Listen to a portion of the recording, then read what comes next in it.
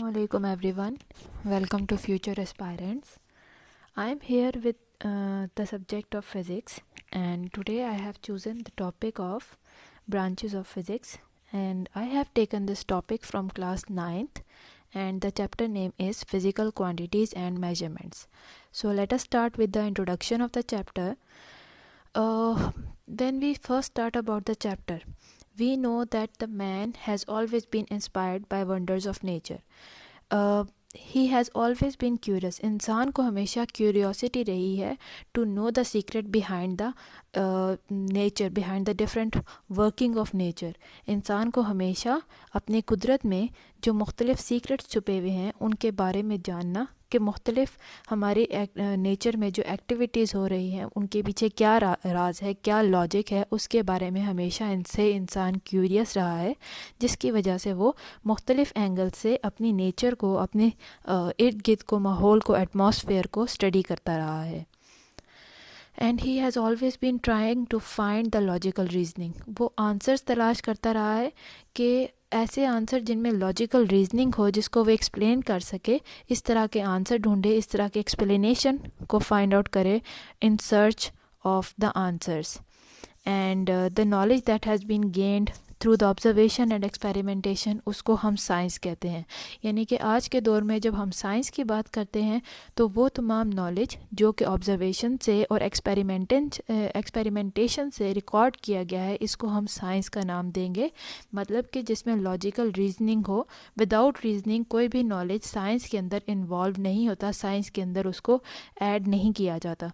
सो इंसान जो है शुरू से ही ऑब्जर्वेशन और एक्सपेरिमेंटेशन करता रहा है ताकि वो अपनी नेचर को ज़्यादा से ज़्यादा समझ सके.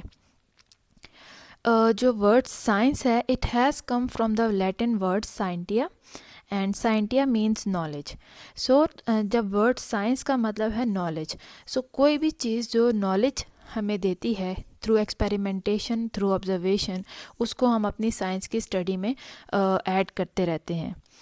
जब हम बात करते हैं अपने पुराने दौर की, तो 18वीं सदी, 18th सेंचुरी तक हम लोग ओवरऑल जितनी भी स्टडी करते थे मटेरियल ऑब्जेक्ट की, उसको हम एक फ़ील्ड में रखते थे. उसमें उस वक़्त के लोग, उन्होंने स्पेशली एक फ़ील्ड का नेम मेंशन था, that was natural philosophy.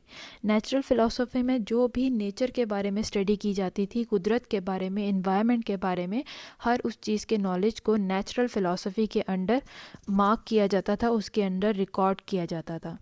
Then slowly जिस तरह इंसान तरक्की करता जा रहा था, अपनी नेचर को स्टडी करता जा रहा था, तो उसी तरह से जो नॉलेज है ओवरऑल वो भी बढ़ता जा रहा था. और उसको एक ही सब्जेक्ट के अंडर रखना, यानी कि नेचुरल फ़िलासफ़ी के अंडर रखना मुश्किल था, क्योंकि एक वास्ट नॉलेज इंसान के पास गैदर होता जा रहा था. So by that time it was necessary to divide it into different streams. So by that time उन्होंने दो मेन स्ट्रीम्स का मार्क किया था. मीन्स नेचुरल फ़िलासफ़ी जो साइंस की ओवरऑल स्टडी थी, दो फील्ड्स में डिवाइड हो गई थी. First one was physical science, जिसका मतलब है all the study of non living organism, non living things, उनको फिज़िकल साइंस के अंदर मेंशन किया गया था. Secondly there was biological science. Biological science में जितने भी लिविंग ऑर्गेनिजम्स के बारे में जो भी स्टडी की जाती थी, वो बायोलॉजिकल साइंस के अंदर रखी जाती थी. सो अभी तक 18th सेंचुरी के बाद से अभी तक दो मेन फील्ड्स थी. One was physical science, other was biological science. और फिज़िकल साइंस जो है it studied about the non living things, while the biological science it studied about the living things. So now when we talk about physics, कि physics किस तरह से एक separate field बनी, एक सेपरेट स्टडी का एरिया बना था. सो 19th सेंचुरी में जैसे जैसे इंक्रीज़ होता जा रहा है नॉलेज, इंसान की ऑब्जर्वेशन बढ़ती जा रही थी throughout the world. The scientist were studying the nature, the atmosphere and the environment, the surrounding, हर चीज़ को बारीक बीनी से स्टडी किया जा रहा था. और हर स्टडी में जब भी कोई नई ऑब्जर्वेशन होती थी उसको रिकॉर्ड किया जाता था. तो जैसे जैसे नॉलेज बढ़ता जा रहा था, अब हम बात करते हैं सिर्फ फिज़िकल साइंस की, जिसमें नॉन लिविंग थिंग्स के बारे में स्टडी किया जाता था. It was further divided into 5 different disciplines. कौन कौन से थे? फिज़िक्स, केमिस्ट्री, फिज़िक्स में मोशन, मैटर के बारे में स्टडी करना, केमिस्ट्री में जो केमिकल रिएक्शंस हैं उन सब चीज़ों के बारे में स्टडी करना, एस्ट्रोनॉमी मींस एस्ट्रोनॉमी में स्टार्स को स्टडी करना, जियोलॉजी जिसमें अर्थ को स्टडी किया जाता है, एंड मेटीरियोलॉजी जिसमें ओवरऑल स्पेस में जितने एलिमेंट्स मैटर वगैरह है उसको स्टडी किया जाता था. Out of all this knowledge that was divided, physical science जितने 5 डिफरेंट डिसिप्लिन्स में डिवाइड हुई थी उसमें से जो मोस्ट फंडामेंटल डिसिप्लिन था that was of physics. Physics होता क्या है? When we study about matter, about energy and their interaction. Matter मतलब जो हम डिफरेंट स्टेट्स ऑफ मैटर की बात करते हैं, सॉलिड है, लिक्विड है, गैस है, और उसके अलावा एक और मैटर की स्टेट है, fourth state of matter, that is plasma. इन सब की स्टडी, इनके आपस में कैसे इंटरेक्शन है, किस तरह से सॉलिड लिक्विड में चेंज हो सकता है, लिक्विड को गैस में चेंज किया जा सकता है, और फर्दर गैस को फिर प्लाज्मा में चेंज किया जा सकता है, और किस तरह से एनर्जी इन्वॉल्व होती है, कब एनर्जी रिलीज़ होगी, कब एनर्जी एब्जॉर्ब होगी, इस सब को स्टडी किया जाता है फिज़िक्स की फील्ड के अंदर. And in the field of physics we also study about the laws and principles of our nature. Means अब आगे चल के जैसे जैसे आप हायर स्टैंडर्ड्स में जाएंगे आप स्टडी करेंगे about the different laws that were presented by different scientist. तो वो सारे लॉज थे हमारी नेचर को समझने के लिए, हमारी नेचर में जो सारे वर्किंग हो रही है उनके अंडर जो लॉज हैं या प्रिंसिपल्स हैं वो सब हम स्टडी करते हैं फिज़िक्स की फील्ड के अंदर.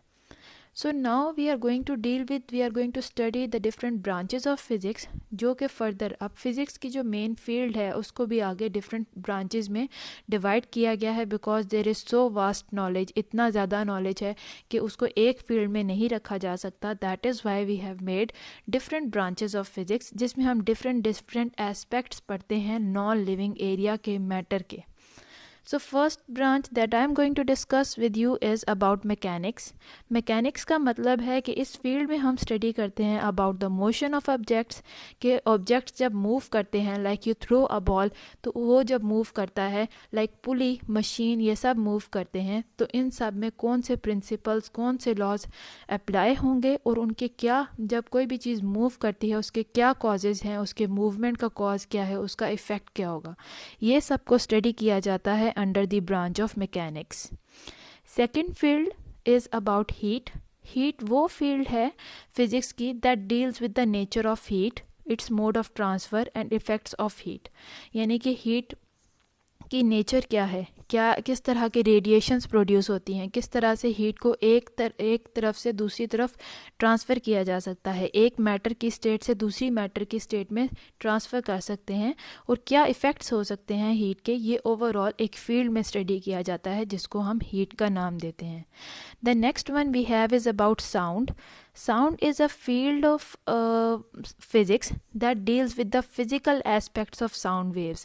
Sound जब हम बात करते हैं यानी कि आवाज़ जो सुनते हैं, आप देख नहीं सकते इसको, आप टच नहीं कर सकते, बट फिर भी उसके एस्पेक्ट्स को स्टडी किया जाता है in this field of physics, जिसमें हम साउंड वेव्स यानी कि जो साउंड ट्रैवल करती है एक जगह से दूसरी जगह, वो वेव्स की सूरत में ट्रैवल करती है, उसके बारे में स्टडी करना, किस तरह से साउंड को प्रोड्यूस किया जाता है, उसकी प्रॉपर्टीज़ क्या हैं और कहाँ कहाँ पे हम साउंड को अप्लाई कर सकते हैं, यूज़ कर सकते हैं, इन सब चीज़ों को हम साउंड की फील्ड में स्टडी करते हैं.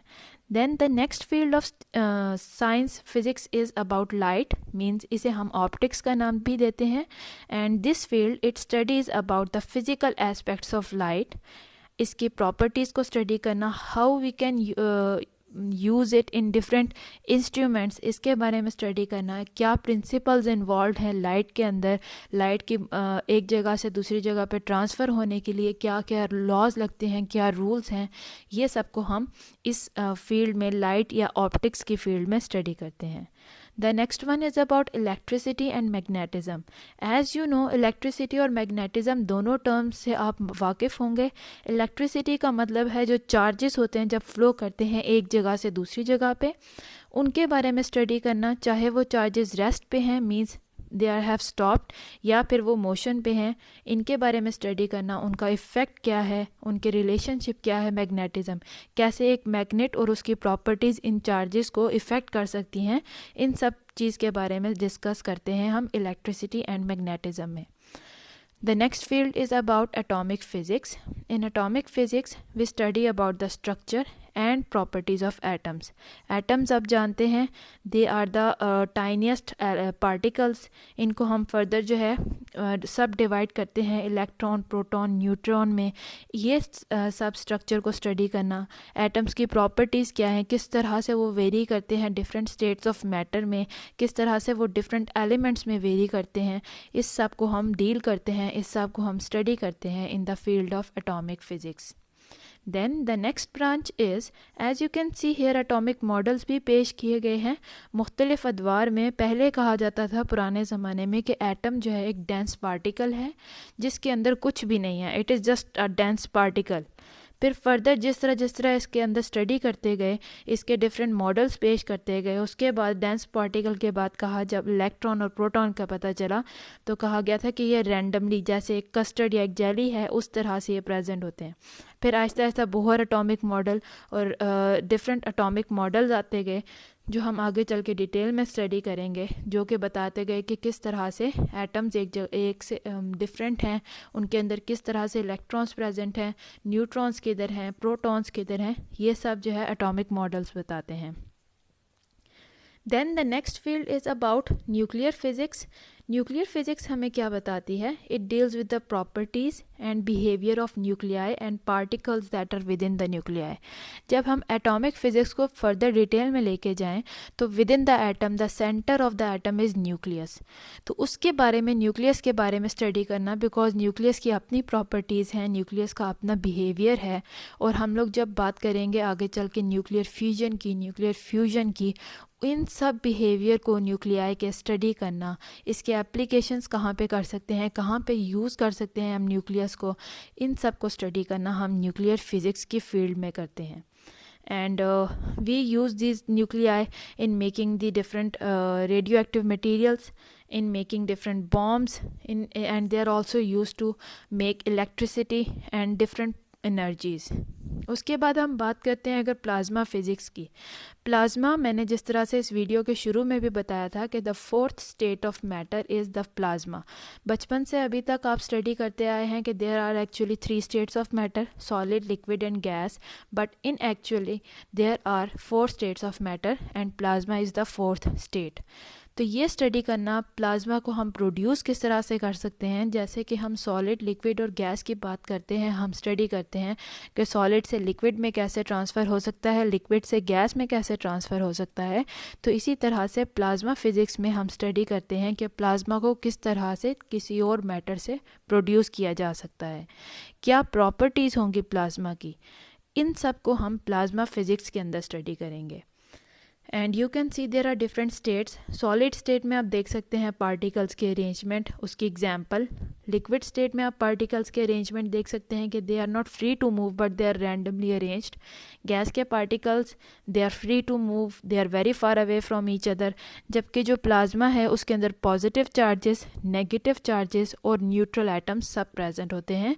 और ये चारों स्टेट कन्वर्टेबल हैं, यानी कि हम सॉलिड से लिक्विड, लिक्विड से गैस और गैस से प्लाज्मा, और दोबारा से प्लाज्मा से गैस, गैस से लिक्विड और लिक्विड से सॉलिड में कन्वर्ट कर सकते हैं. इन मैटर की स्टेट्स को हम आपस में चेंज कर सकते हैं.